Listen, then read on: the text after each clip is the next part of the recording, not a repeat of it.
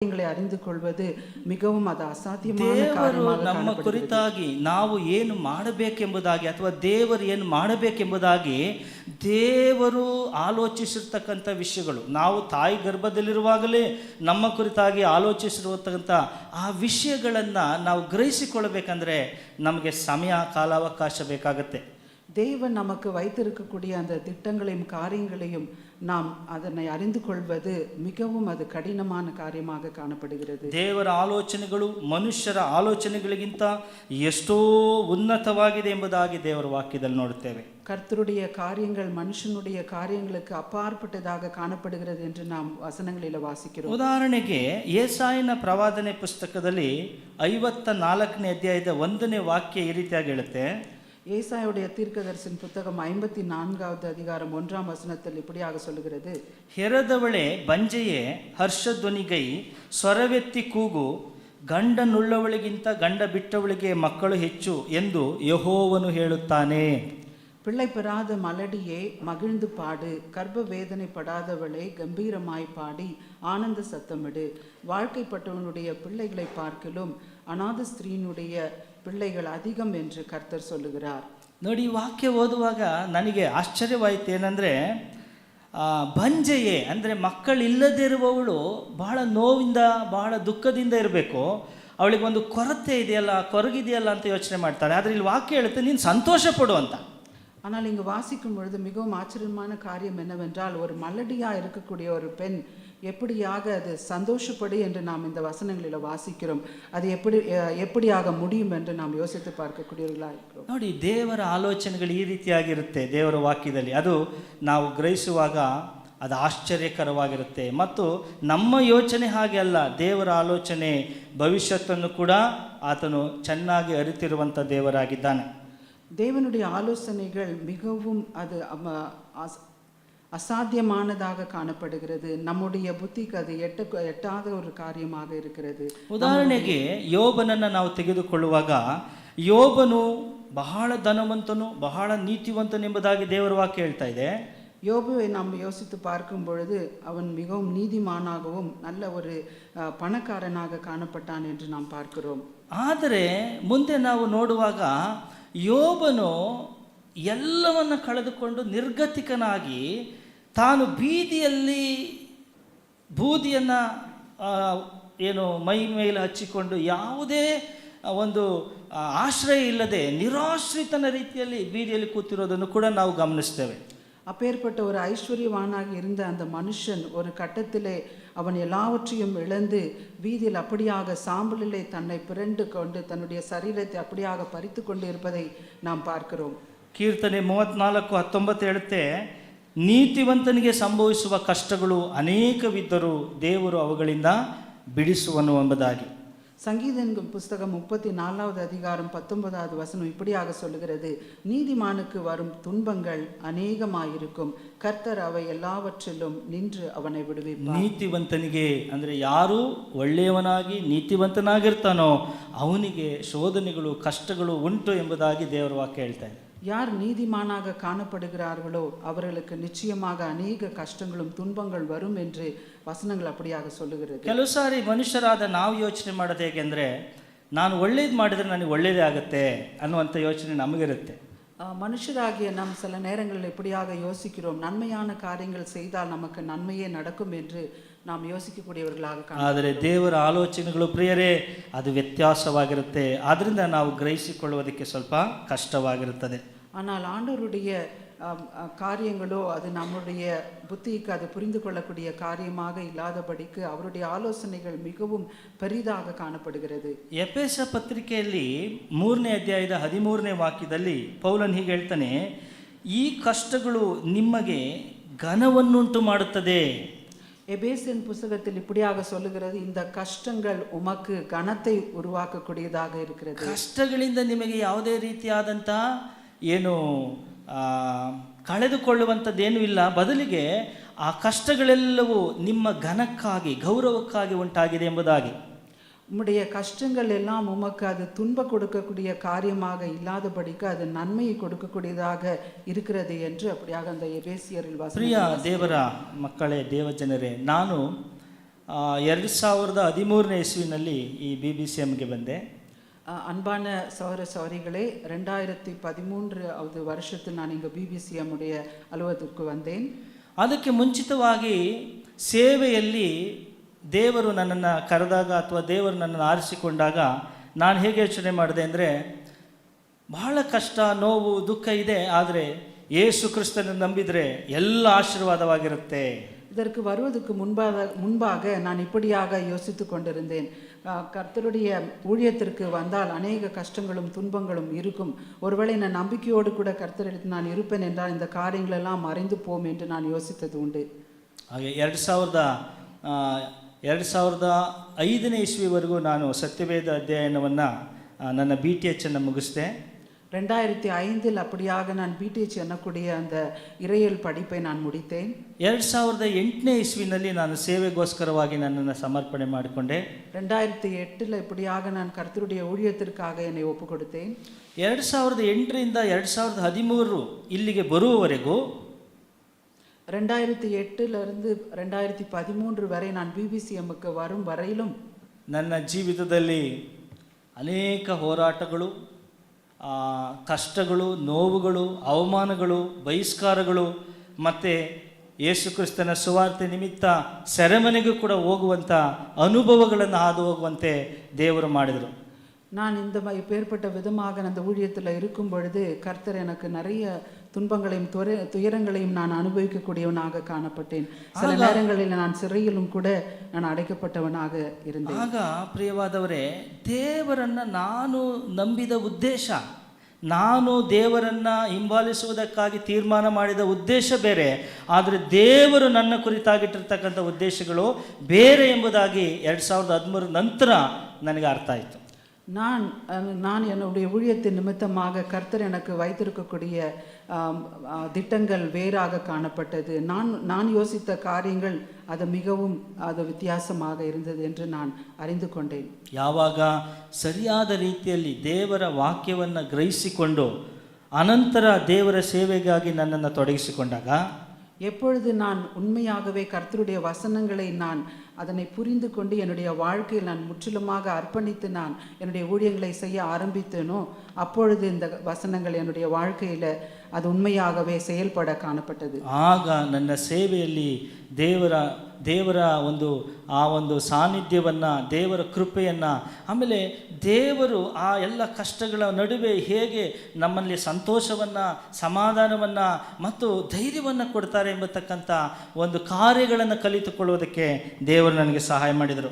அதன் பிறகு பார்க்கும் பொழுது இந்த கஷ்டத்தின் மத்தியிலும் துயரத்தின் மத்தியிலும் எப்படியாக நான் மேற்கொண்டு நான் மேல் வருவது என்பதையும் கூட கர்த்தர் எனக்கு கற்றுக் கொடுத்தார். இந்த காரியங்களில் உண்மையாகவே நான் கர்த்தருடைய வசனங்களை தியானிக்கவும், நான் இப்படியாக இந்த காரியங்கள் எல்லாவற்றையும் நான் மேற்கொள்ள எனக்கு கர்த்தர் உதவி செய்து நடத்தினவராக ಕಾಣப்பட்டார். ಒಂದು ಚಿಕ್ಕ ಕಥೆಯನ್ನು ನಾನು ನಿನ್ನೆ ದಿನ ಧ್ಯಾನ ಮಾಡ್ತಾ ಇದ್ದೆ. ஒரு சிறிய கதை இப்படியாக நான் நேற்று வாசித்தேன். ಒಂದು ರಾಜ್ಯದಲ್ಲಿ ಒಬ್ಬ ರಾಜ ಇರ್ತಾನೆ. ஒரு அரசன் இப்படியாக ஒரு ராஜ்யத்தில் காணப்படுகிறார். ಆ ರಾಜ್ಯದಲ್ಲಿ ಒಬ್ಬ ದೊಡ್ಡ ಜ್ಯೋತಿಷಿ ಅಥವಾ ಭವಿಷ್ಯವನ್ನು ಹೇಳುವಂಥ ವ್ಯಕ್ತಿ ಕೂಡ ಇರ್ತಾನೆ. அந்த ராஜனுடைய அரண்மனையில் இப்படியாக ஜோஷிசர் என்று சொல்லக்கூடிய காரியங்களை அறிவிக்கக்கூடிய ஜோஷியரும் காணப்பட்டார். ಆ ಒಂದು ದಿನ ಆ ಅರಸನು ಆ ಜ್ಯೋತಿಷಿಯನ್ನು ತನ್ನ ಸೇವಕನನ್ನು ಕಳಿಸಿ ಆ ಭವಿಷ್ಯ ಹೇಳುವಂಥ ಜ್ಯೋತಿಷಿಯನ್ನು ನನ್ನ ಅರಮನೆಗೆ ಕರೆದುಕೊಂಡು ಬರಬೇಕೆಂಬುದಾಗಿ ಆಜ್ಞಾಪನೆ ಮಾಡ್ತಾನೆ. அந்த ராஜா அப்படியாக அந்த ஜோஷியரை அழைத்து கொண்டு வரும்படியாக தன்னுடைய அரண்மனைக்கு இப்படியாக கட்டளையிட்டார். ಈ ಜ್ಯೋತಿಷಿ ನೆನೆಸ್ಕೊಳ್ತಾನೆ, ಇವತ್ತು ಅರಸ ನನ್ನನ್ನು ಅರಮನೆಗೆ ಕರೆಸ್ತಾ ಇದ್ದಾನೆ ಅಂದರೆ, ಇವತ್ತು ಅರಸನಿಗೆ ಅಂದರೆ ರಾಜನಿಗೆ ನಾನು ಭವಿಷ್ಯ ಹೇಳಬೇಕು. ಆ ಭವಿಷ್ಯ ಹೇಳಿದಾಗ ಅವನಿಂದ ನನಗೆ ಬೇಕಾದಂಥ ಎಲ್ಲ ಉಡುಗೊರೆಗಳು ಅಥವಾ ಹಣ ಅಥವಾ ಒಂದು ಗಿಫ್ಟ್ ಎಲ್ಲ ನನಗೆ ಸಿಗಬಹುದು ಚೆನ್ನಾಗಿ ಅಂತ ಯೋಚನೆ ಮಾಡಿದ. அந்த ஜோஷியர் இப்படியாக யோசித்து பார்த்தார். ராஜா என்னை அரண்மனைக்கு அழைக்கும் பொழுது அவருடைய காரியங்களெல்லாம் நான் வெளிப்படுத்தி சொன்னால் நிச்சயமாகவே எனக்கு அது வெகுமதியும் அநேக பரிசு பொருட்களும் எனக்கு கிடைக்கும் என்ற அந்த மனப்பான்மையோடு கூட அவர் வருவதாக காணப்பட்டான். ಬಹಳ ಸಂತೋಷವಾಗಿ ಬಂದು ರಾಜನನ್ನು ಎದುರುಗೊಂಡು ಹೇಳ್ತಾನೆ, ರಾಜನೇ ನಾನು ಬಂದಿದ್ದೇನೆ. அவன் அப்படியாக ராஜனுக்கு முன்பாக வந்து நின்று கொண்டு நான் இப்படியாக வந்திருக்கிறேன் என்று சொல்லுகிறான். ಆಗ ಅರಸ ಹೇಳ್ತಾನೆ, ಅಲ್ಲಿದ್ದಂಥ ಸೈನಿಕರನ್ನು ಕರೆದು, ಎಲ್ಲ ಸೈನಿಕರೇ ಈ ಜ್ಯೋತಿಷಿಯನ್ನು ತೆಗೆದುಕೊಂಡು ಹೋಗಿ ಸೆರೆಮನೆಯಲ್ಲಿ ಹಾಕಿ ಅಂತ. அப்படியாக ராஜா சேவகர்களை பார்த்து இவனை இந்த ஜோஷியரை கொண்டு போய் சிறையில் அடைக்க வேண்டும் என்று கட்டளையிடுகிறார். ಈ ಜ್ಯೋತಿಷಿಗೆ ಬಹಳ ಏನು ತಲೆಬಿಸಿ ಆಗುತ್ತೆ. ಆನಂತರ ಜ್ಯೋತಿಷಿ ಕೇಳ್ತಾನೆ ಅರಸನನ್ನ, ಏನಂದ್ರೆ, ಅರಸನೇ, ಯಾಕೆ, ಯಾವ ಕಾರಣಕ್ಕೋಸ್ಕರ ನನ್ನನ್ನು ಸೆರೆಮನೆಯಲ್ಲಿ ಹಾಕ್ತಾ ಇದೆಯಾ ಅಂತ. அப்படியாக அந்த ஜோஷியருக்கு மனம் மிகவும் சஞ்சலப்பட்டு, எதற்காக என்னை நீர் சிறையில் அடைக்க சொல்லுகிறீர் என்று ராஜாவை பார்த்து கேட்டான். ಆಗ ರಾಜ ಹೇಳ್ತಾನೆ, ನಾನು ಇವತ್ತು ಯಾವ ಉದ್ದೇಶಕ್ಕೋಸ್ಕರ ಇಲ್ಲಿಗೆ ಕರೆಸಿದ್ದೇನೆ ಅಂತ ನಿನಗೆ ಗೊತ್ತಿಲ್ಲ, ಆದ್ರಿಂದ ನೀನು ಭವಿಷ್ಯ ಹೇಳುವಂಥದ್ದು, ಜ್ಯೋತಿಷ್ಯ ಹೇಳುವಂಥದ್ದು ಸತ್ಯ ಅಲ್ಲ, ಸುಳ್ಳಾಗಿರುತ್ತೆ. ನಾನು ಇವತ್ತು ನಿನ್ನನ್ನು ಕರೆಸಿದ್ದೇ ಸೆರೆಮನೆಯಲ್ಲಿ ಹಾಕೋಕ್ಕೋಸ್ಕರ ಅಂತ. நீ ஒருவேளை இப்படியாக ராஜன் ஜோஷியரை பார்த்து சொல்லுகிறார், நான் உன்னை அழைத்தது நோக்கமே வேறுவாக காணப்படுகிறது. நீ என்னுடைய வாழ்க்கை பற்றி சொல்லுவாய் என்று எனக்கு தெரியும். உன்னை நான் சிறையில் போட வேண்டும் என்றே உன்னை அழைப்பித்தேன் என்று சொல்லுகிறார். ಪ್ರಿಯವಾದವರೇ, ಇದೇ ರೀತಿ ನಮ್ಮ ಜೀವಿತದಲ್ಲೂ ಕೂಡ ದೇವರ ಚಿತ್ತ ಏನೆಂಬುದಾಗಿ ಗ್ರಹಿಸದೆ ಅನೇಕ ಸಾರಿ ನಾವು ಯೋಚಿಸುವುದುಂಟು. இப்படியாகவே நாமும் கூட ஆண்டவருடைய காரியங்களை நாம் யோசிக்காதபடிக்கு நம்முடைய புத்திக்கு எட்டனபடியாக காரியங்களை நாம் யோசிக்கக்கூடியவர்களாக ಕಾಣப்படுகிறோம். ಸತ್ಯವೇದದಲ್ಲೂ ಕೂಡ ಅನೇಕ ದೇವ ಸೇವಕರುಗಳು, ಅಂದರೆ ಬಹಳ ದೊಡ್ಡ ದೊಡ್ಡ ದೈವ ಪ್ರವಾದಿಗಳು ಕೂಡ ಈ ರೀತಿಯಾದಂಥ ಒಂದು ಸನ್ನಿವೇಶವನ್ನು ಹಾದು ಹೋಗಿರೋದಾಗಿ ನಾವು ನೋಡ್ತೇವೆ. அநேக உயர்ந்த ஸ்தானத்தில் இருக்கக்கூடிய ஊழியர்களும் கூட இப்பேற்பட்ட ஒரு ಸಂದರ್ಭத்திற்குள்ளாக ಉಟ್ಪಟ್ಟಾர்கள் ಎಂದು ನಾವು பார்க்கிறோம். ಈಗ ಎಲಿಯ ಪ್ರವಾದಿಯಾದ ಎಲಿಯ 1 ಅರಸುಗಳ ಪುಸ್ತಕ 19ನೇ ಅಧ್ಯಾಯ 4ನೇ ವಾಕ್ಯದಲ್ಲಿ ನಾವು ನೋಡ್ತೇವೆ, ಆತನು ಕೂಡ ಮರಣವನ್ನು ಅಪೇಕ್ಷಿಸಿದನು. ಅವನು, ಯೆಹೋವನೇ, ನನಗೆ ಸಾಕಾಯಿತು, ನನ್ನ ಪ್ರಾಣವನ್ನು ತೆಗೆದು ಬಿಡು ಅಂತ ಹೇಳಿ ದೇವರ ಸನ್ನಿಧಾನದಲ್ಲಿ ಪ್ರಾರ್ಥನೆ ಮಾಡೋದನ್ನು ನೋಡ್ತೇವೆ. எலியாவை பார்க்கும்பொழுது அவர் ஒரு தீர்க்கதரிசியாக இருந்தாலும் கூட அநேக நேரத்தில் அவரும் கூட சோர்ந்து போனவராக, கர்த்தாவே என்னுடைய ஜீவனை எடுத்துக்கொள் என்று சொல்லக்கூடிய ஒரு கட்டத்திற்கு போனார் என்று பார்க்கிறோம். ಅದೇ ರೀತಿಯಲ್ಲಿ ಪ್ರವಾದಿಯಾದಂಥ ಯೋನನ ಪುಸ್ತಕ 4ನೇ ಅಧ್ಯಾಯದ 8ನೇ ವಾಕ್ಯದಲ್ಲಿ ನಾವು ನೋಡ್ತೇವೆ, ಯೋನನು, ನಾನು ಬದುಕುವುದಕ್ಕಿಂತ ಸಾಯುವುದೇ ಲೇಸು ಎಂದು ಮರಣವನ್ನು ಕೇಳಿಕೊಂಡನು ಎಂಬುದಾಗಿ ಬರೆಯಲ್ಪಟ್ಟಿದೆ. யோனா இப்படியாக 4வது அதிகாரம் 8வது வசனத்தில் இப்படியாக வாசிக்கிறோம், அவரும் கூட என்னுடைய வாழ்க்கை நான் வாழ்வதற்கு பதிலாக நான் சாவதே மேல் என்று சொல்லி என்னுடைய ಜೀವನ எடுத்துக்கொள் என்று கேட்கிறான். ನೋಡಿ, ಎಷ್ಟೋ ಪ್ರವಾದಿಗಳ ಜೀವಿತದಲ್ಲೂ ಕೂಡ ತಮ್ಮ ಕುರಿತಾಗಿ ದೇವರು ಯಾವ ಚಿತ್ತ ಇಟ್ಟಿದ್ದಾನೆ ಎಂಬುದಾಗಿ ಗ್ರಹಿಸಿಕೊಳ್ಳುವುದು ಕೆಲವು ಸಾರಿ ಕಷ್ಟಕರವಾಗಿತ್ತು. இவர்களெல்லாம் தீர்க்கதரிசிகளாக காணப்பட்டாலும் கூட அநேக தீர்க்கதரிசிகளுக்கு இப்படியாக கர்த்தர் என்ன வைத்திருக்கிறார், கர்த்தர் என்ன பேசுகிறார், என்ன சொல்லுகிறார் என்பது காரியங்களை அறிந்து கொள்வதற்கு அவர்கள் கடினமாக காணப்பட்டது. ಕೀರ್ತನೆ 116:15 ಹೇಳುತ್ತೆ, ಪ್ರಿಯವಾದವರೇ, ಯೆಹೋವನು ತನ್ನ ಭಕ್ತರ ಮರಣವನ್ನು ಅಲ್ಪವೆಂದು ಎಣಿಸುವುದಿಲ್ಲ. சங்கீதன் புஸ்தகத்தில் 116வது அதிகாரம் 15வது வசனம் இப்படியாக சொல்லுகிறது, கர்த்தருடைய பரிசுத்தவான்களின் மரணம் அவர் பார்வைக்கு ಅರುಮೆಯಾನದು என்று. ಪ್ರಿಯವಾದವರೇ, ಒಂದು ವೇಳೆ ದೇವ ಮನುಷ್ಯನು ಮರಣ ಹೊಂದುವುದಾದರೂ ಕೂಡ, ಅಯ್ಯೋ ಮರಣ ಹೊಂದಿದ್ನಲ್ಲ ಅಂತೇಳಿ ನಮಗೆ ದುಃಖ ಆಗ್ಬೋದು. ಆದರೆ ದೇವರ ವಾಕ್ಯ ಹೇಳ್ತದೆ, ದೇವರು ಅದನ್ನು ಅಲ್ಪವೆಂದು ಎಣಿಸೋದಿಲ್ಲ, ಅದು ಮಹಾ ಘನವಾದದ್ದು ಎಂಬುದಾಗಿ ದೇವರು ಎಣಿಸುವವನಾಗಿದ್ದಾನೆ. பரிசுத்தவான்களின் மரணம் கூட ஒருவேளை நமக்கு அது பார்க்கும் பொழுது, ஐயோ இப்பேற்பட்ட ஒரு மனுஷன் பரிசுத்தவான் இறந்து போனாரே என்று நாம் நினைக்க கூடும். ஆனால் கர்த்தருடைய பார்வையில் ಅದು ಘನಮಾನதாக ಕಾಣப்படுகிறது. ಪ್ರಿಯವಾದವರೇ, ಯೋಬನ ಪುಸ್ತಕವನ್ನು ನಾವು ಧ್ಯಾನ ಮಾಡುವಾಗ, ಯೋಬನು ದೇವರ ಜೊತೆಯಲ್ಲಿ ಅನೇಕ ಸಂದರ್ಭಗಳಲ್ಲಿ ವಾದವನ್ನು ಮಾಡುತ್ತಾ ಮಾತಾಡುವುದನ್ನು, ಒಂದು ಸಂಭಾಷಣೆ ಮಾಡುವುದನ್ನು ನಾವು ನೋಡ್ತೇವೆ. யோபனுடைய வாழ்க்கையில் பார்க்கும் பொழுது அநேக தரம் கர்த்தருடைய பார்வையில் நின்று கொண்டு இப்படியாக வாக்குவாதம் பண்ணக்கூடியவனாக ಕಾಣಪಟ್ಟಾன் என்று. ಆದರೆ ಯೋಬನಿಗೆ ಒಂದು ಸಂದಿಗ್ಧವಾದಂಥ ಒಂದು ಸಂದರ್ಭದಲ್ಲಿ ಅವನಿಗೆ ಅರ್ಥ ಆಯಿತು. ஒரு விசேஷமான அந்த குறிப்பிட்ட நேரத்தில் அவனுக்கு இப்படியாக அவன் அறிந்து கொண்டான். ಯೋಬನ ಪುಸ್ತಕ 40ನೇ ಅಧ್ಯಾಯದ 4ನೇ ವಾಕ್ಯದಲ್ಲಿ ಯೋಬ ಹೀಗೆ ಹೇಳ್ತಾನೆ, ಅಯ್ಯೋ ನಾನು ಅಲ್ಪನೇ ಸರಿ, ನಿನಗೆ ಪ್ರತ್ಯುತ್ತರವಾಗಿ ಏನು ಹೇಳಲಿ, ಬಾಯ ಮೇಲೆ ಕೈ ಇಟ್ಟುಕೊಳ್ಳುವೆನು. யோபு 40வது அதிகாரம் 4வது வசனத்தில் இப்படியாக வாசிக்கிறோம்.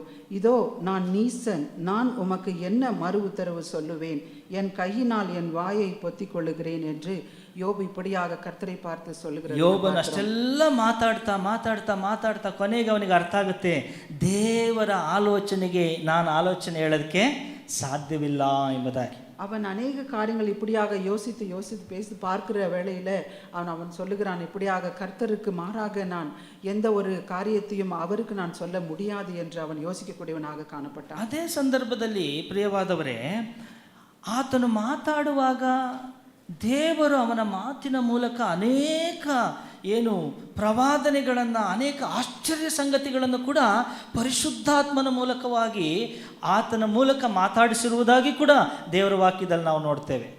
கர்த்தருடைய வசனத்தில் இப்படியாக நாம் பார்க்கிறோம், கர்த்தர் அவர் மூலமாக மக்களுக்கு சொல்ல வேண்டிய காரியங்களை தீர்க்கதரிசிகள் மூலமாக அவர் பேசினார் என்று நாம் வாசிக்கிறோம். ಯೋಬನ ಪುಸ್ತಕ 42ನೇ ಅಧ್ಯಾಯ 3ನೇ ವಾಕ್ಯದಲ್ಲಿ ಯೋಬನು ಹೀಗೆ ಹೇಳ್ತಾನೆ, ಜ್ಞಾನವಿಲ್ಲದೆ ಸತ್ಯಾಲೋಚನೆಯನ್ನು ಮಂಕು ಮಾಡುವ ಇವನು ಯಾರು ಎಂಬ ನಿನ್ನ ಮಾತಿನಂತೆ ನಾನು ತಿಳಿಯದ ಸಂಗತಿಗಳನ್ನು ನನಗೆ ಗೊತ್ತಿಲ್ಲದೆ ಬುದ್ಧಿಗೆ ಮೀರುವ ಅದ್ಭುತಗಳ ಕುರಿತು ಮಾತಾಡಿದ್ದೇನೆ ಅಂತ ಹೇಳ್ತಾನೆ.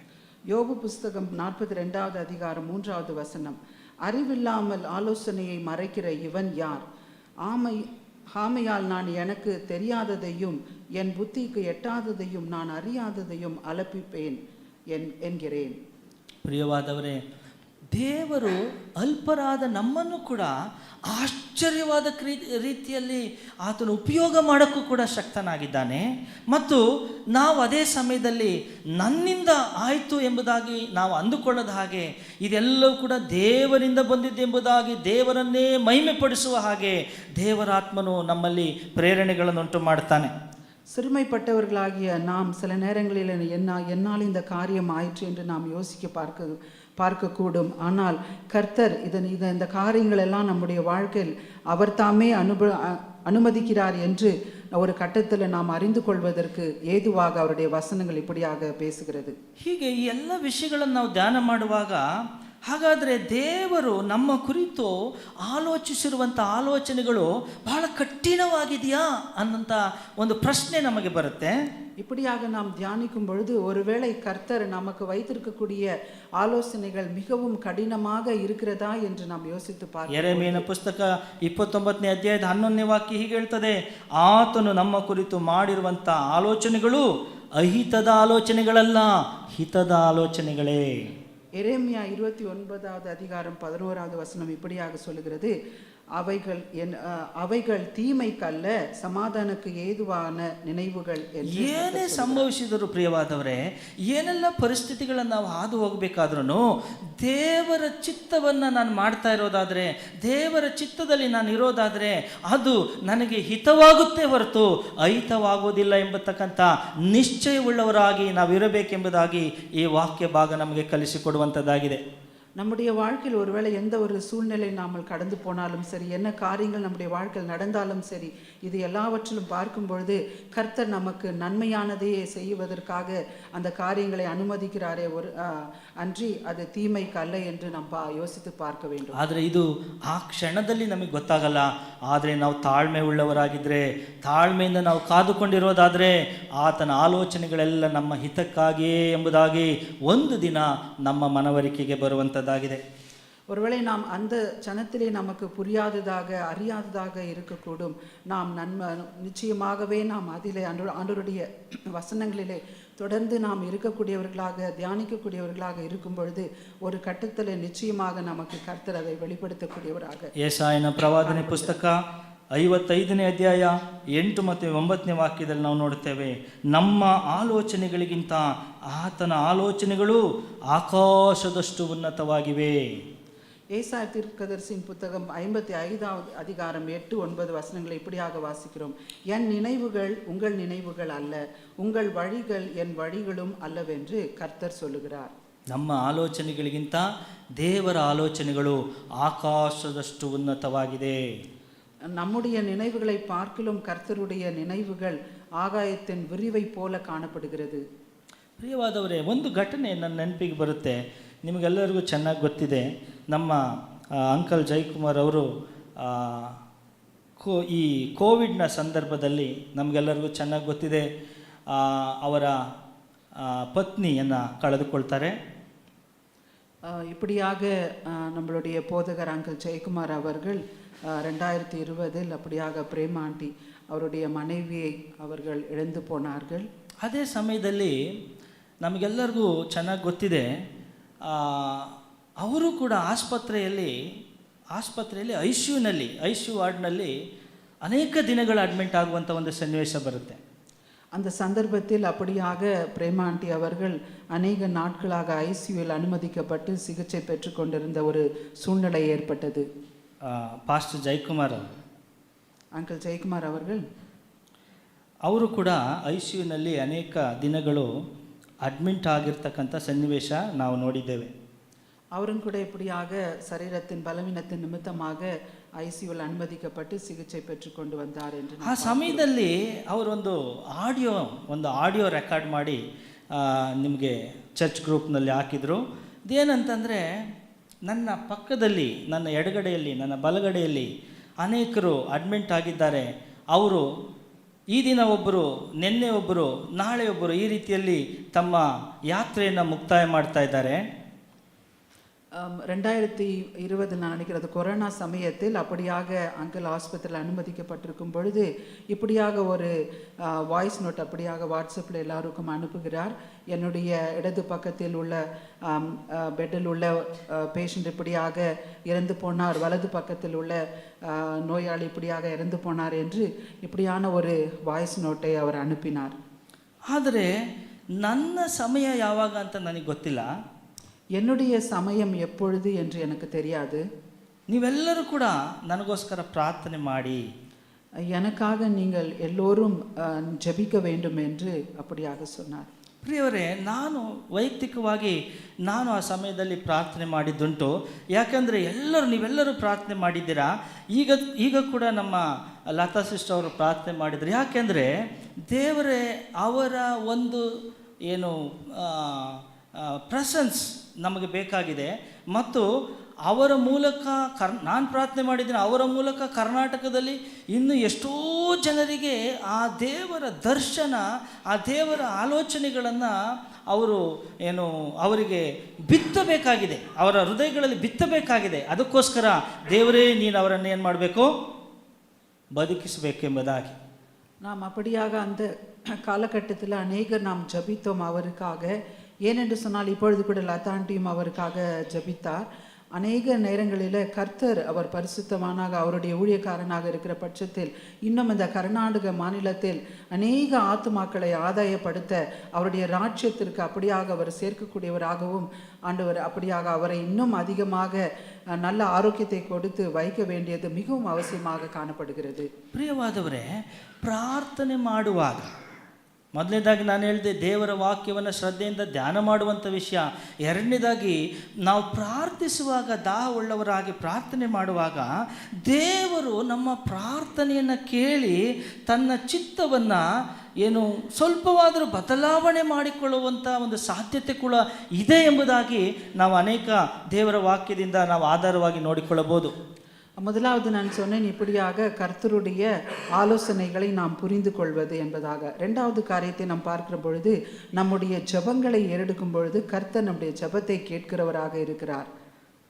ಪ್ರಿಯರೇ, ಉದಾಹರಣೆಗೆ ನಾವು 2 ಅರಸುಗಳ ಪುಸ್ತಕ 20ನೇ ಅಧ್ಯಾಯದ 5ನೇ ವಾಕ್ಯದಲ್ಲಿ ಹಿಜ್ಕೀಯನ ಬಗ್ಗೆ ನಾವು ನೋಡುತ್ತೇವೆ. ಹಿಜ್ಕೀಯನು ಪ್ರಾರ್ಥನೆ ಮಾಡುವಾಗ, ದೇವರ ಬಳಿಯಲ್ಲಿ ಆತನ ಕಣ್ಣೀರಿಟ್ಟು ಪ್ರಾರ್ಥನೆ ಮಾಡುವಾಗ ದೇವರ ವಾಕ್ಯ ಹೇಳ್ತದೆ, ನಿನ್ನ ಕಣ್ಣೀರನ್ನು ನೋಡಿದ್ದೇನೆ, ನಿನ್ನನ್ನು ಗುಣಪಡಿಸಿ ನಿನ್ನ ಆಯಸ್ಸಿಗೆ 15 ವರ್ಷಗಳನ್ನು ಕೂಡಿಸಿದ್ದೇನೆ ಎಂಬುದಾಗಿ ದೇವರು ಹೇಳೋದನ್ನು ನಾವು ನೋಡ್ತೇವೆ.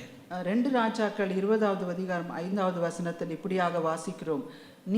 நீ திரும்பி போய் என் ஜனத்தின் அதிபதியாகிய எசேக்கியாவை நோக்கி, உன் தகப்பனாகிய தாவீதின் தேவனாயிருக்கிற கர்த்தர் சொல்லுகிறது என்னவென்றால், உன் விண்ணப்பத்தை கேட்டேன், உன் கண்ணீரை கண்டேன், இதோ நான் உன்னை குணமாக்குவேன், 3ஆம் நாளிலே நீர் கர்த்தருடைய ஆலயத்துக்கு போவாய் என்று அப்படியான ஒரு வாக்குத்தத்தத்தை அவர் கொடுக்கிறவராக ಕಾಣப்படுகிறார். ಇನ್ನೊಂದು ಉದಾಹರಣೆಯನ್ನು ನಾವು ನೋಡೋದಾದರೆ ಯೆಹೋಶುವನ ಪುಸ್ತಕ 10ನೇ ಅಧ್ಯಾಯದ 12ನೇ ವಾಕ್ಯದಲ್ಲಿ ಯೆಹೋಶುವನು ಅಮೋರಿಯರಿಗೆ ವಿರುದ್ಧವಾಗಿ ಯುದ್ಧ ಮಾಡುವಾಗ ದೇವರ ಹತ್ರ ಪ್ರಾರ್ಥನೆ ಮಾಡ್ತಾನೆ.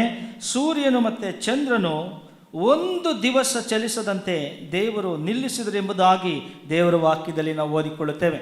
அதே விதமாக யோசுவாவின் புத்தகத்திலும் கூட 10வது அதிகாரம் 12வது வசனத்தில் இப்படியாக வாசிக்கிறோம். சூரியனே நீ கிபியோன் மேலும், சந்திரனே நீ ஆயனோன் பள்ளத்தாக்கின் மேலும் தரித்து நில்லுங்கள் என்று இப்படியாக அவன் சொல்லி ಜಪಿக்கிறதை நாம் பார்க்கிறோம். ಪ್ರಿಯವಾದವರೇ, ಕೆಲವು ಸಾರಿ ನಮ್ಮ ಅಂದರೆ ಭಕ್ತರ ಅತ್ಯಾಸಕ್ತಿ ಉಳ್ಳ ಪ್ರಾರ್ಥನೆಯನ್ನು ದೇವರು ಕೇಳಿಸಿಕೊಳ್ಳುತ್ತಾನೆ. அன்பானவர்களே, நாம் எப்பொழுது ஊக்கமாக நாம் ஜெபத்தை கர்த்தருடைய பார்வையில் ஏறெடுக்கிறோமோ அதை கேட்கிறவராக ಕಾಣப்படுகிறார். ಮೂರನೇ ವಿಷಯವನ್ನು ಯೋಚನೆ ಮಾಡೋದಾದರೆ, ದೇವರ ಆಲೋಚನೆಗಳನ್ನು ನಾವು ಗ್ರಹಿಸಿಕೊಳ್ಳಬೇಕಂದ್ರೆ ದೇವರ ಆತ್ಮನ ಸಹಾಯ ನಮಗೆ ಅತ್ಯವಶ್ಯವಾಗಿದೆ. மூன்றாவதாக நாம் பார்க்கும் பொழுது கர்த்தருடைய ஆலோசனைகளை நாம் புரிந்து கொள்ள வேண்டும் என்றால் அவருடைய ஆவியின் காரியம் நமக்கு நிச்சயமாக தேவையாக ಕಾಣப்படுகிறது. அவருடைய பலன் நமக்கு தேவையாக இருக்கிறது. ಯಾಕೆಂದರೆ ದೇವರ ವಾಕ್ಯ ಬಹಳ, ಯಾಕೆಂದರೆ ಅದು ದೇವರ ಹೃದಯ, ಅದು ದೇವರ ಆಲೋಚನೆ, ಅದು ಮನುಷ್ಯನ ಆಲೋಚನೆಗೆ, ಮನುಷ್ಯನ ಚಿಂತೆಗೆ ಸ್ವಲ್ಪ ಕಠಿಣವಾಗಿರ್ತದೆ. ஏனென்றால் இது தேவனுடைய ஆலோசனையாக காணப்படுகிறது. அது மனுஷனுடைய ஆலோசனை காட்டிலும் அது மிகவும் கடினமாக ಕಾಣಪಡக்கூடிಯதாக இருக்கிறது என்று நாம் வாசிக்கிறோம். ಯಾಕಂದರೆ 2 ಪೇತ್ರ, ಹೊಸ ಒಡಂಬಡಿಕೆಯಲ್ಲಿ 2 ಪೇತ್ರ 1ನೇ ಅಧ್ಯಾಯ 20 ಮತ್ತು 21ನೇ ವಾಕ್ಯ ಹೇಳ್ತದೆ, ಶಾಸ್ತ್ರದಲ್ಲಿರುವ ಯಾವ ಪ್ರವಾದನೆ ವಾಕ್ಯವೂ ಕೇವಲ ಮನುಷ್ಯ ಬುದ್ಧಿಯಿಂದ ವಿವರಿಸತಕ್ಕದ್ದಲ್ಲವೆಂದು, ಇದು ಮನುಷ್ಯನ ಚಿತ್ತದಿಂದ ಉಂಟಾಗಲಿಲ್ಲ, ಪವಿತ್ರಾತ್ಮ ಪ್ರೇರಿತರಾಗಿ ದೇವರಿಂದ ಹೊಂದಿದ್ದನ್ನೇ ಮಾತಾಡಿದರೆಂಬುದಾಗಿ ಬಹಳ ಸ್ಪಷ್ಟವಾಗಿ ಬರೆಯಲ್ಪಟ್ಟಿದೆ. ஏனென்றால் 2 பேதுரு 1வது அதிகாரம் 20-21வது வசனத்தில் இப்படியாக வாசிக்கிறோம். வேதத்தில் உள்ள எந்த தீர்க்க தரிசனமும் சுய தோற்றமான பொருளையுடைய ஆராய்மை என்று நீங்கள் முந்தி அறிய வேண்டியது. தீர்க்க தரிசனமானது ஒரு காலத்திலும் மனுஷருடைய சித்தத்தினாலே உண்டாகவில்லை. தேவனுடைய பரிசுத்த ஆவியினாலே ஏவப்பட்டு பேசினார்கள். ಪ್ರಿಯವಾದವರೇ, ಇದೆಲ್ಲವೂ ಕೂಡ ದೇವರ ವಾಕ್ಯದಲ್ಲಿರ್ತಕ್ಕಂಥದ್ದು. ಮನುಷ್ಯನ ಆಲೋಚನೆ ಆಗಿದ್ದರೆ ನಮಗೆ ಇದು ಯಾವಾಗಲೂ ಅರ್ಥ ಆಗ್ತಾ ಇತ್ತು. ಆದರೆ ಇದು ದೇವರ ಆಲೋಚನೆ ಆಗಿರೋದ್ರಿಂದ ಅದು ಯಾರ ಆಸಕ್ತಿ ಉಳ್ಳವರಾಗಿ ಪ್ರಾರ್ಥನೆಯೊಂದಿಗೆ ದೇವರಾತ್ಮನ ಸಹಾಯದೊಂದಿಗೆ ಅದನ್ನು ಸಮಯ ಕೊಟ್ಟು ಆಲೋಚನೆ ಮಾಡ್ತಾರೋ ಆಗ ಅದರಲ್ಲಿರ್ತಕ್ಕಂಥ ರಹಸ್ಯಗಳು, ಪ್ರಕಟಣೆಗಳು ಮತ್ತು ಆಶ್ಚರ್ಯಗಳನ್ನು ನಾವು ಹೊಂದಿಕೊಳ್ಳೋದಕ್ಕೆ ಸಾಧ್ಯವಾಗ್ತದೆ. இந்த ஆலோசனைகள் எல்லாம் ஒருவேளை நம்ம வாசித்து பார்த்திருப்போம். நமக்கு அது புத்திக்கு எட்டாத காரியமாக காணப்படுகிறது. யார் ஒரு வேளை கர்த்தருடைய பார்வையில் கர்த்தரில் அப்படியாக ஆழ்ந்த மனப்பான்மையோடும் கூட அதனை நான் புரிந்து கொள்ள வேண்டும், ஆண்டவருடைய சித்தத்தை நான் அறிந்து கொள்ள வேண்டும் என்னக்கூடிய அந்த மனப்பான்மையோடு தன்னை ஒப்பு கொடுத்து ஊக்கமாக அதனை அறிந்து கொள்ள முயற்சி செய்கிறார்களோ அவருடைய பார்வைக்கு நிச்சயமாக கர்த்தர் அதனை வெளிப்படுத்தக்கூடியவராக இருக்கிறார். ಉದಾಹರಣೆಗೆ ಪ್ರಕಟಣೆ ಪುಸ್ತಕದ 1ನೇ ಅಧ್ಯಾಯದ 10ನೇ ವಾಕ್ಯದಲ್ಲಿ ಅಪೋಸ್ತಲನಾದಂಥ ಯೋಹಾನನು ಪದ್ಮೋಸ್ ಎಂಬ ಒಂದು ದ್ವೀಪದಲ್ಲಿರ್ತಾನೆ. ಅಲ್ಲಿ ಬರೆಯಲ್ಪಟ್ಟಿದೆ, ಅಪೋಸ್ತಲನಾದ ಯೋಹಾನನು ಹೀಗೆ ಹೇಳುತ್ತಾನೆ, ಪದ್ಮೋಸ್ ದ್ವೀಪದಲ್ಲಿದ್ದಾಗ ಕರ್ತನ ದಿನದಲ್ಲಿ ದೇವರಾತ್ಮವಶನಾಗಿ ಪ್ರಕಟಣೆಗಳನ್ನು ಹೊಂದಿದ್ದೇನೆಂಬುದಾಗಿ. அப்போஸ்தலனாகிய பவுல் இப்படியாக வெளிப்படுத்தின விசேஷத்தில் 1வது அதிகாரம் 10வது வசனம் எழுதுகிற சொல்லுகிறார், கர்த்தருடைய நாளில் ஆவிக்குள்ளானேன், அப்பொழுது எனக்கு பின்னாலே எக்கால சத்தம் போன்ற பெரிதான ஒரு சத்தத்தை கேட்டேன். ಅದೇ ರೀತಿಯಲ್ಲಿ ಅಪೊಸ್ತಲನಾದ ಪೌಲನು ಹೀಗೆ ಹೇಳ್ತಾನೆ 1 ಕೊರಿಂಥ 1:20 ದೇವರು ಇಹಲೋಕ ಜ್ಞಾನವನ್ನು ಹುಚ್ಚುತನವಾಗ ಮಾಡಿದ್ದಾನೆ ಎಂಬುದಾಗಿ. 1 ಕೊರಿಂಥ 1:20. அதே விதமாக 1 கொரிந்தியர் 1வது அதிகாரம் 20வது வசனத்தில் ஞானி எங்கே, வேத பாரகன் எங்கே,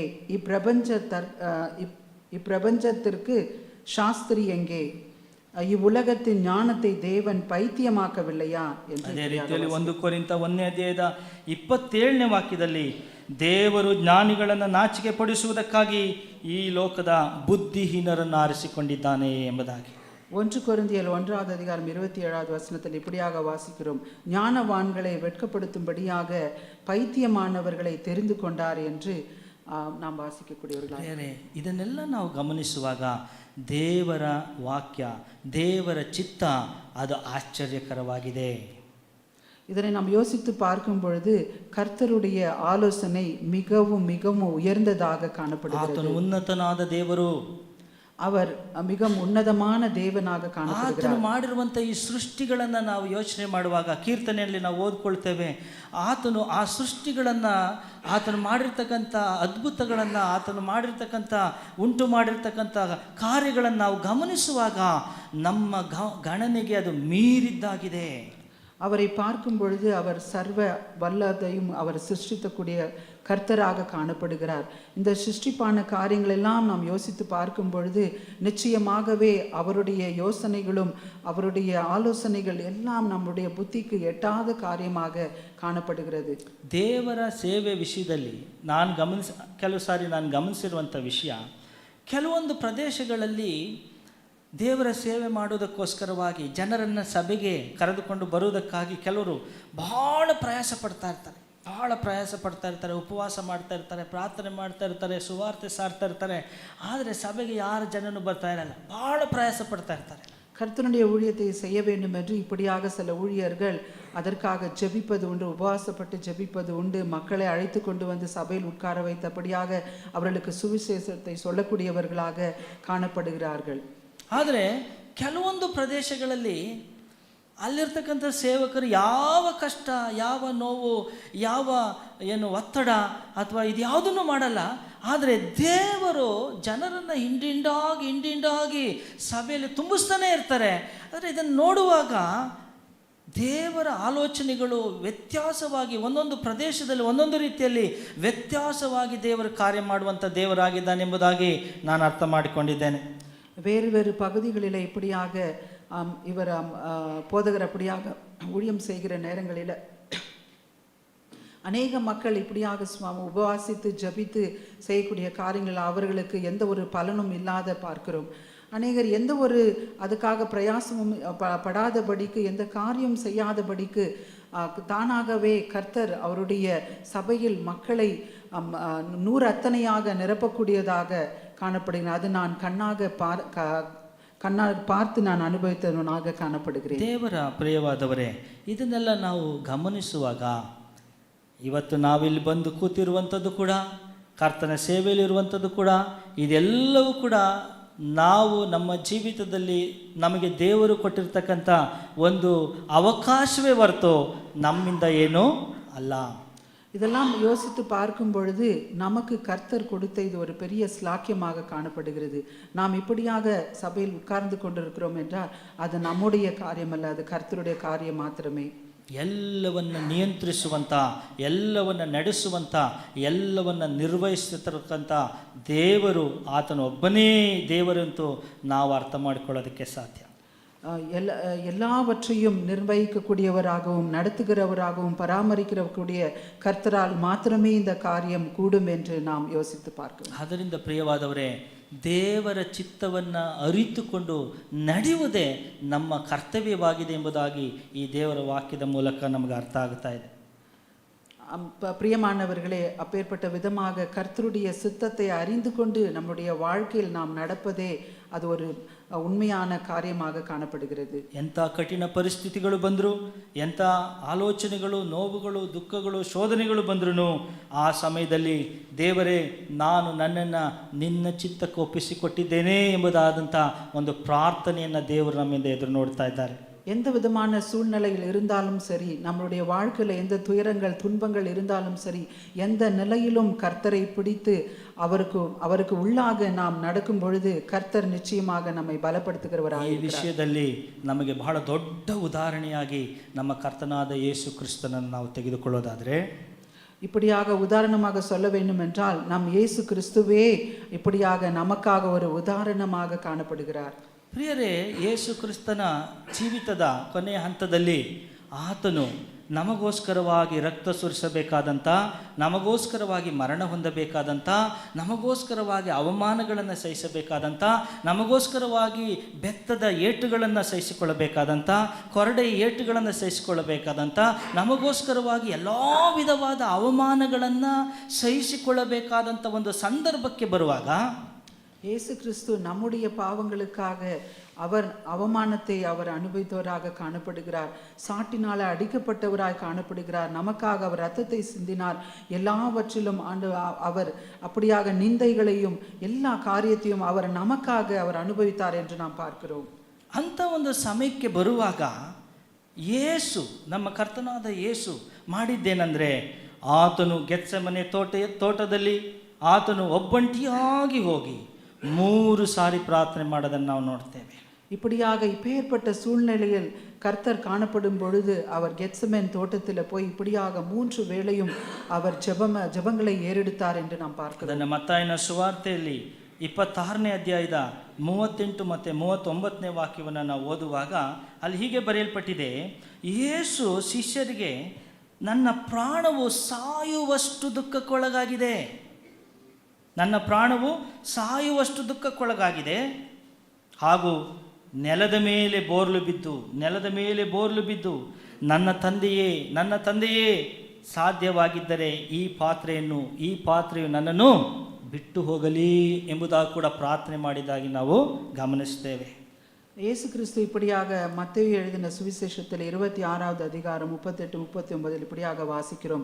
அவர் இப்படியாக சொல்கிறார், என் பிதாவே, இந்த பாத்திரம் என்னை விட்டு நீங்க கூடுமானால் நீங்கும்படி செய்யும், ஆகிலும் என் சித்தத்தின்படி அல்ல, உம்முடைய சித்தத்தின்படியே ஆக ಕಡುವುದು என்று. ಕೆಲವು ಸಾರಿ ನಾವು ರಕ್ತ ಮಾಂಸದಲ್ಲಿ ಅಂದರೆ ಶರೀರದಲ್ಲಿರುವಾಗ ಈ ರೀತಿಯಾದಂಥ ಯೋಚನೆಗಳು ಕೂಡ ಬರ್ತದೆ. ಆದರೆ ಯಾವಾಗಲೂ ಕೂಡ ಯೇಸು ಕ್ರಿಸ್ತನ ಹಾಗೆ ಆತ್ಮದಲ್ಲಿ ದೇವರು ಪರಿಶುದ್ಧಾತ್ಮನು ನಮಗೆ ತಿಳಿಯಪಡಿಸುವಂಥ ಕಾರ್ಯಗಳಿಗಾಗಿ ನಮ್ಮನ್ನು ಸಮರ್ಪಣೆ ಮಾಡಿ ಒಪ್ಪಿಸಿಕೊಟ್ಟು ಇಲ್ಲಿ ಕರ್ತನಾದ ಯೇಸು ಕ್ರಿಸ್ತನು ಪ್ರಾರ್ಥನೆ ಮಾಡ್ತಾನೆ, ಹೇಗೂ ನನ್ನ ಚಿತ್ತದಂತಾಗದೆ ನಿನ್ನ ಚಿತ್ತದಂತೆಯೇ ಆಗಲಿ ಎಂಬುದಾಗಿ. மனுஷிகமாக நாம் அநேக நேரங்களில் இப்படியாக யோசிக்கிறோம், நாம் என்னுடைய பலத்தின் நிமித்தமாக இப்படியாக ஆகக்கூடும் என்று அல்ல. ஆனால் நமக்கு உதாரணமாக இயேசு கிறிஸ்துவே இப்படியாக என்னுடைய பிதாவின் சித்தத்தின்படியாக இந்த காரியங்கள், இந்த பிரச்சனைகள் நீங்கட்டும் என்று அவர் ஜெபிப்பதை பார்க்கிறோம். அதே விதமாக நாமும் கூட நம்முடைய ஜீவியத்தில் இந்த மாதிரியான சூழ்நிலையில் கர்த்தரை நோக்கி நாம் ஜெபிக்கக்கூடியது அவசியமாக இருக்கிறது. ಪ್ರಿಯವಾದವರೇ, ನಾನು ಮುಕ್ತಾಯ ಮಾಡುವಂಥ ಹಂತಕ್ಕೆ ಬಂದಿದ್ದೇನೆ. ನಾವು ನಮ್ಮ ಜೀವಿತದಲ್ಲಿ ದೇವರ ಚಿತ್ತವನ್ನು ಅರಿತುಕೊಳ್ಳುವುದೇ ಬಹಳ ಪ್ರಾಮುಖ್ಯವಾಗಿದೆ. நாம் முடிவுக்கு வந்திருக்கிறோம். இப்படியாக அன்பானவர்களே, நம்முடைய வாழ்க்கையில் கடவுளுடைய சித்தத்தை அறிந்து கொள்வது மிகவும் ಮುಖ್ಯமான ಕಾರ್ಯமாக ಕಾಣುತ್ತದೆ. ಅದಕ್ಕೋಸ್ಕರ ನಾವು ಬಹಳ ಶ್ರದ್ಧೆಯಿಂದ ದೇವರ ವಾಕ್ಯವನ್ನು ಧ್ಯಾನ ಮಾಡುವುದನ್ನು, ಯಾಕೆಂದರೆ ಈ ದೇವರ ವಾಕ್ಯವನ್ನು ಧ್ಯಾನ ಮಾಡುವುದನ್ನು ನಾನು ನಮ್ಮ ಹಿರಿಯ ಸೇವಕರಿಂದ ಅದನ್ನು ಕಲಿತುಕೊಂಡಿದ್ದೇನೆ. ಆದ್ದರಿಂದ ಎಲ್ಲ ಸಮಯಗಳಲ್ಲಿ ದೇವರ ವಾಕ್ಯವನ್ನು ಧ್ಯಾನಿಸುವ ಮೂಲಕ ದೇವರ ಚಿತ್ತವನ್ನು ನಾವು ಗ್ರಹಿಸುವುದಕ್ಕೆ ಪ್ರಯತ್ನ ಮಾಡಬೇಕಾಗಿದೆ. எல்லா சூழ்நிலையிலும் கர்த்தரை நோக்கி பார்ப்பது, அவருடைய வசனங்களை தியானிப்பது நமக்கு மிகவும் மிகவும் முக்கியமாக காணப்படுகிறது. இதனை நான் எங்களுடைய போதகர் மூலமாக நான் கற்றுக்கொண்டேன். அப்படியாக நான் அன்பானவர்களே, உமக்கும் அப்படியாக நான் சொல்லுகிறேன். ಅಷ್ಟು ಮಾತ್ರವಲ್ಲ, ನಾವು ನಿನ್ನೆ ನಾವು ತರಗತಿಯಲ್ಲಿರುವಾಗ ನಮ್ಮ ಸಾಮ್ಸಾರ್ ಅವರು ಹೇಳುವಂಥ ಒಂದು ಹೇಳಿದಂಥ ವಿಷಯ ಏನಂತಂದರೆ, ನಾವು ಪ್ರಾರ್ಥನೆ ಮಾಡುವಾಗ ದೇವರೇ ನನಗೆ ಇದು ಬೇಕು ಅದು ಬೇಕು ಅಂತ ನಾವೇ ಪ್ರಾರ್ಥನೆ ಮಾಡ್ತಾ ಇರ್ತೀವಿ. ಆದರೆ ದೇವರು ಕೂಡ ನಮ್ಮ ಪ್ರಾರ್ಥನೆ ಮಧ್ಯದಲ್ಲಿ ನಮ್ಮ ಕುರಿತು ಏನು ಆಲೋಚನೆಯನ್ನು ಹೇಳ್ತಾ ಇದ್ದಾರೆ ಎಂಬುದಾಗಿ ಸ್ವಲ್ಪ ಮೌನವಾಗಿದ್ದು ಕಿವಿಗೊಡಬೇಕೆಂಬುದಾಗಿ. அநேக நேற்று தினத்தில் வகுப்பில் இருக்கும் பொழுது இப்படியாக சகோதரன் சாம் இப்படியாக கற்பித்தார். நாம் அநேக நேரங்களில் ஜெபிக்கும் பொழுது நான் என்ன யோசிக்கிறேனோ அதை நான் கேட்கக்கூடியவனாக காணப்படுகிறேன். ஆனால் நாம் ஒரு சில நேரத்தில் நாம் மௌனமாக இருந்து கர்த்தர் அந்த ஜெபத்தின் மூலமாக நம்மோடு கூட என்ன பேசுகிறார் என்பதை கேட்பதற்கு நாம் ஆயத்தமாக இருக்க வேண்டும். ಇದೆಲ್ಲದರ ಮಧ್ಯದಲ್ಲಿ ಪ್ರಿಯರೇ, ನಾವು ನಮ್ಮನ್ನು ಯಾರ ಚಿತ್ತಕ್ಕೆ, ದೇವರ ಚಿತ್ತಕ್ಕೆ, ಪವಿತ್ರಾತ್ಮನ ನಡೆಸುವಿಕೆಗೆ ನಮ್ಮನ್ನು ಸಮರ್ಪಣೆ ಮಾಡಿಕೊಳ್ಳಬೇಕು. அன்பானவர்களே, கர்த்தருடைய வசனத்திற்கு, அவருடைய சித்தத்திற்கு நம்மை அர்ப்பணிக்க வேண்டியதாக காணப்படுகிறது. ಪ್ರಿಯವಾದವರೇ, ಈ ರೀತಿಯಾಗಿ ಕರ್ತನ ಚಿತ್ತವನ್ನು ಗ್ರಹಿಸಿಕೊಳ್ಳುವುದಕ್ಕೆ ಒಂದು ನಿಮಿಷ ನಮ್ಮ ಕಣ್ಣುಗಳನ್ನು ಮುಚ್ಚಿ ನಮ್ಮನ್ನು ಸಮರ್ಪಣೆ ಮಾಡಿಕೊಳ್ಳೋಣ. கடவுளுடைய கர்த்தனுடைய சித்தத்தை அறிந்து கொள்வதற்காக நாம் எல்லோருமாக ஒரு நிமிடம் கண்களை மூடி இப்படியாக மௌனமாக. ಹೌದು ದೇವರೇ, ನಾನು ನಿನ್ನ ವಾಕ್ಯವನ್ನು ಧ್ಯಾನ ಮಾಡ್ತೇನೆ. ஆம் கர்த்தாவே, உம்முடைய வசனங்களை நான் தியானிக்கிறேன். ನನ್ನ ಪ್ರಾರ್ಥನೆಯಲ್ಲಿ ನಿನ್ನ ಸ್ವರವನ್ನು ಕೇಳುವುದಕ್ಕೆ ನಾನು ಅಪೇಕ್ಷೆ ಉಳ್ಳವನಾಗಿದ್ದೇನೆ. நான் ஜெபிக்கும் பொழுது நீர் என்னோடு பேசுகிற காரியத்தை நான் கேட்க நான் ಉಟ್ಪಟ್ಟವನಾಗ ಕಾಣப்படுகிறேன். ಅದೇ ರೀತಿಯಲ್ಲಿ ನನ್ನ ಆಲೋಚನೆ ಅಂತಲ್ಲ, ನಿನ್ನ ಪರಿಶುದ್ಧಾತ್ಮನ ಮೂಲಕವಾಗಿ ನನಗೆ ನೀನು ಆಲೋಚನೆಯನ್ನು ಕೊಡು. என்னுடைய ஆலோசனை நிமித்தமாக அல்ல, என்னுடைய சித்தத்தின் நிமித்தமாக அல்ல, உம்முடைய ஆலோசனைகளையும் உம்முடைய சித்தத்தின் பிரகாரமாக நீர் எனக்கு கொடுக்க வேண்டும் என்று ஜெபிக்கிறேன். ஹalleluya, hallelujah, hallelujah, hallelujah. Thank you Jesus. Hallelujah. Glory, glory, glory to Jesus. Hallelujah. ಸಮರ್ಪಣೆ ಮಾಡಿಕೊಳ್ಳೋಣ. நாம் ಅರ್ಪಣಿக்கலாம், ಜೆಬத்தை ಏರೆಡುக்கலாம். Oh, thank you Lord. ಬಾಳೆಂಬ ಹಡಗಿನ ನಾವಿಕ ನೀನಂತೆ ದೇವಾ, ಬಾಳೆಂಬ ಹಡಗಿನ ನಾವಿಕ ನೀನಂತೆ ದೇವಾ, ಅಲೆ ಬಂದು ಬಡಿದರೂ ಮುಳುಗದೆ ಸಾಗಿದೆ ದೇವಾ, ಅಲೆ ಬಂದು ಬಡಿದರೂ ಮುಳುಗದೆ ಸಾಗಿದೆ ದೇವಾ, ಬಾಳೆಂಬ ಹಡಗಿನ ನಾವಿಕ ನೀನಂತೆ ದೇವಾ, ಬಾಳೆಂಬ ಹಡಗಿನ ನಾವಿಕ ನೀನಂತೆ ದೇವಾ, ಅಲೆ ಬಂದು ಬಡಿದರೂ ಮುಳುಗದೆ ಸಾಗಿದೆ ದೇವಾ, ಅಲೆ ಬಂದು ಬಡಿದರೂ ಮುಳುಗದೆ ಸಾಗಿದೆ ದೇವಾ, ನನ್ನ ಚಿತ್ತವಲ್ಲ ನಿನ್ನ ಚಿತ್ತ ದೇವಾ, ನನ್ನ ಚಿತ್ತವಲ್ಲ ನಿನ್ನ ಚಿತ್ತ ದೇವಾ, ನಾನೇನು ಅಲ್ಲ ನೀನಾದೆಯಲ್ಲ, ನಾನೇನು ಅಲ್ಲ ನೀನಾದೆಯಲ್ಲ, ನನ್ನ ಚಿತ್ತವಲ್ಲ ನಿನ್ನ ಚಿತ್ತ ದೇವಾ, ನನ್ನ ಚಿತ್ತವಲ್ಲ ನಿನ್ನ ಚಿತ್ತ ದೇವಾ, ನಾನೇನು ಅಲ್ಲ ನೀನಾದೆಯಲ್ಲ, ನಾನೇನು ಅಲ್ಲ ನೀನಾದೆಯಲ್ಲ. Thank you Jesus, thank you Lord. நன்றி கர்த்தர். Praise the Lord. ದೇವರು ಕೊಟ್ಟಂಥ ಅವಕಾಶಕ್ಕಾಗಿ ಧನ್ಯವಾದ. கர்த்தர் கொடுத்த இந்த வாய்ப்பிற்காக நான் கர்த்தருக்கு நன்றியை செலுத்துகிறேன்.